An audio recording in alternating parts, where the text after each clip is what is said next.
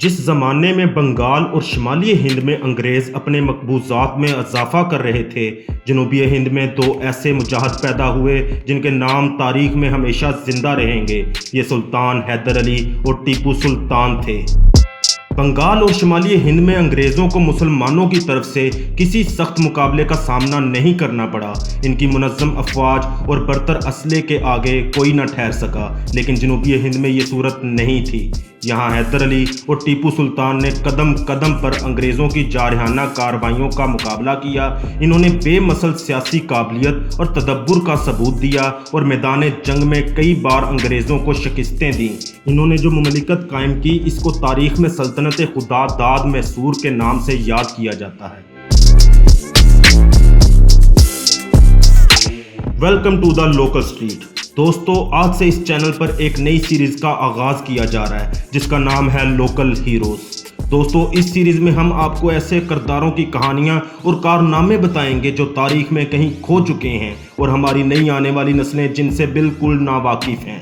آج کی اس ویڈیو میں ہم دیکھیں گے کہ سلطنت خدا داد میسور کیسے وجود میں آئی اور انگریزوں نے اس سلطنت کو کیسے ختم کیا۔ مگر اس سے پہلے اگر آپ اس چینل پر نئے آئے ہیں تو اس چینل کو ضرور سبسکرائب کر لیں اور بیل آئیکن پر کلک کر لیں تاکہ آپ تک ہماری نئی ویڈیوز پر وقت پہنچ سکیں۔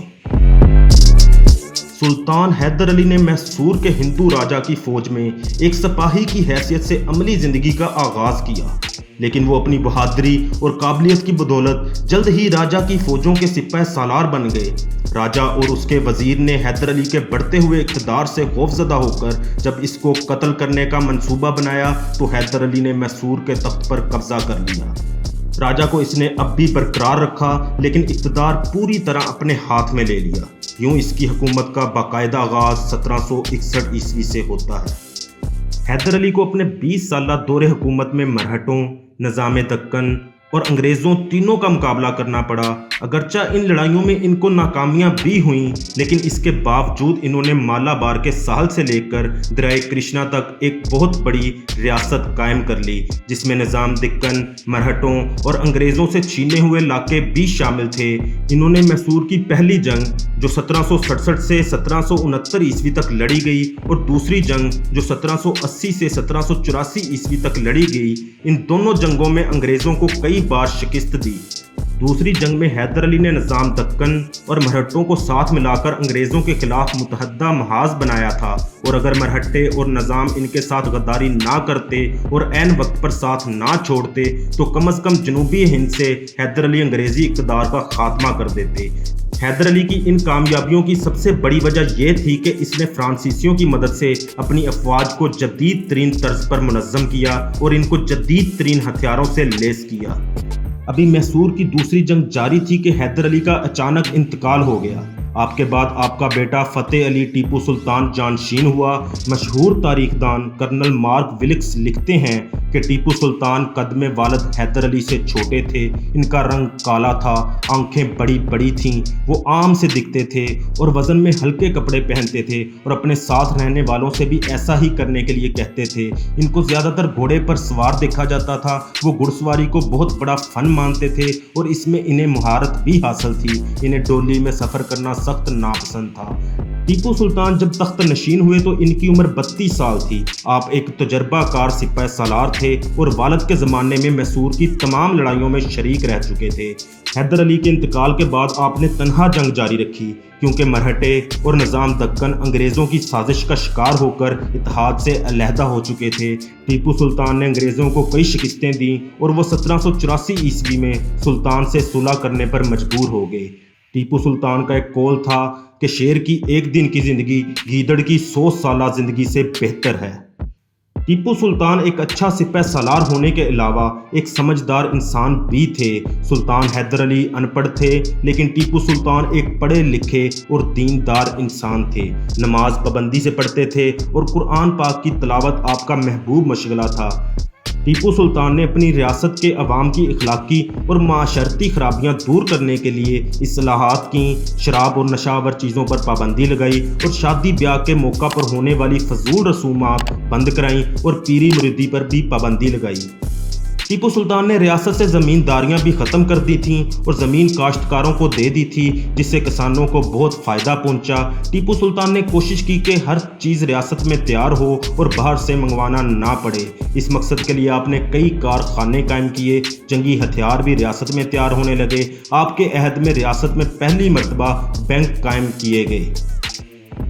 ان اصلاحات میں اگرچہ مفاد پرستوں کو نقصان پہنچا اور بہت سے لوگ سلطان کے خلاف ہو گئے، لیکن عوام کی خوشحالی میں اضافہ ہوا اور ترقی کی رفتار تیز ہو گئی۔ میسور کی خوشحالی کا اعتراف اس زمانے کے ایک انگریز نے ان الفاظ میں کیا ہے کہ میسور ہندوستان میں سب سے سرسبز علاقہ ہے، یہاں ٹیپو کی حکمرانی ہے۔ میسور کے باشندے ہندوستان میں سب سے زیادہ خوشحال ہیں۔ اس کے برعکس انگریزی مقبوضات صفائے عالم پر بدنما دھبوں کی حیثیت رکھتے ہیں، جہاں رعایا قانون کے شکنجوں میں جکڑی ہوئی پریشان حال ہے۔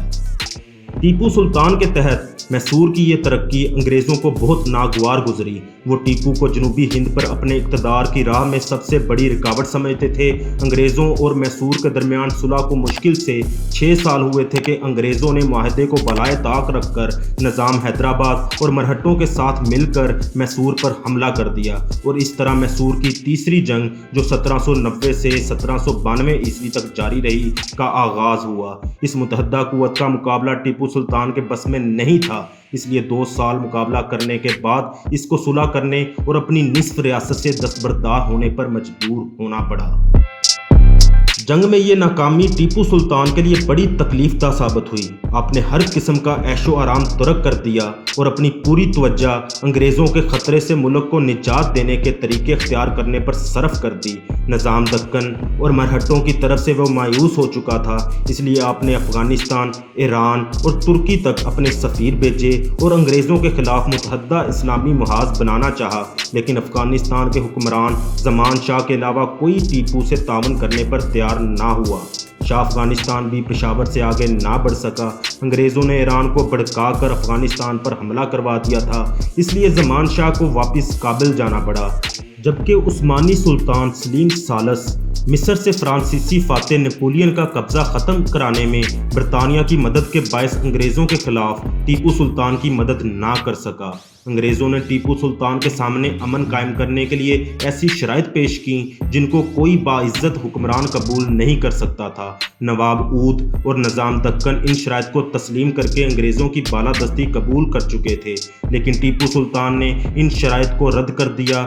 1799 عیسوی میں انگریزوں نے میسور کی چوتھی جنگ چھیڑ دی۔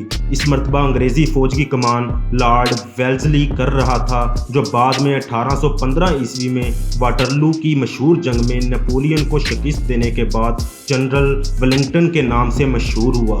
اس جنگ میں وزیر اعظم میر صادق اور غلام علی اور دوسرے عہدیداروں کی غداری کی وجہ سے ٹیپو سلطان کو شکست ہوئی اور وہ دارالحکومت سرنگا پٹنم کے قلعے کے دروازے کے باہر بہادری سے لڑتے ہوئے 4 مئی 1799 عیسوی کو شہید ہو گئے۔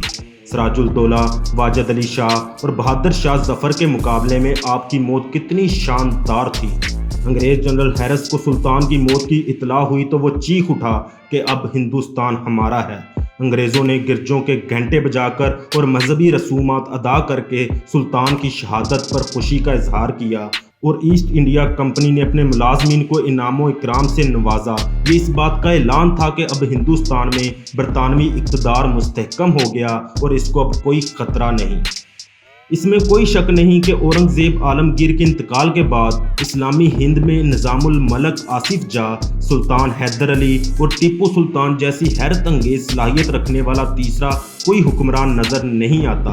خاص طور پر حیدر علی اور ٹیپو سلطان کو اسلامی تاریخ میں اس لیے بلند مقام حاصل ہے کہ انہوں نے دور زوال میں انگریزوں کا بے مثل شجاعت اور سمجھداری سے مقابلہ کیا۔ یہ دونوں باپ بیٹے دور زوال کے ان حکمرانوں میں سے ہیں جنہوں نے نئی ایجادوں سے فائدہ اٹھایا، وقت کے تقاضوں کو سمجھنے کی کوشش کی اور اپنی مملکت میں فوجی، انتظامی اور سماجی اصلاحات کی ضرورت محسوس کی۔ انہوں نے فرانسیسیوں کی مدد سے اپنی افواج کی جدید انداز پر تنظیم کی، جس کی وجہ سے وہ انگریزوں کا 35 سال تک مسلسل مقابلہ کر سکے اور ان کو کئی بار شکستیں دیں۔ یہ کارنامہ 18ویں صدی کے نصف آخر میں کوئی دوسرا حکمران انجام نہیں دے سکا۔ حقیقت یہ ہے کہ برصغیر میں انگریزوں کا جتنا کامیاب مقابلہ حیدر علی اور ٹیپو سلطان نے کیا، کسی اور مسلم اور غیر مسلم حکمران نے نہیں کیا۔ ٹیپو سلطان سلطنت عثمانیہ کے سلیم ثالث کے ہم اثر بھی تھے۔ دوستو، اگر آپ کو یہ ویڈیو اچھی لگی ہے تو اسے لائک اور شیئر ضرور کریں اور کمنٹ سیکشن میں اپنی رائے کا اظہار بھی ضرور کریں۔ اور اگر آپ کسی تاریخی کردار کا نام جانتے ہیں اور اس کے بارے میں مکمل کہانی جاننا چاہتے ہیں تو کمنٹ سیکشن میں ہمیں ضرور بتائیں تاکہ ہم آپ کے لیے ایک جامع ویڈیو بنا سکیں۔ اور جاتے جاتے اس چینل کو سبسکرائب کر لیں اور بیل آئیکن پہ کلک کر لیں تاکہ آپ تک ہماری مزید ویڈیوز بر وقت پہنچ سکیں۔ شکریہ۔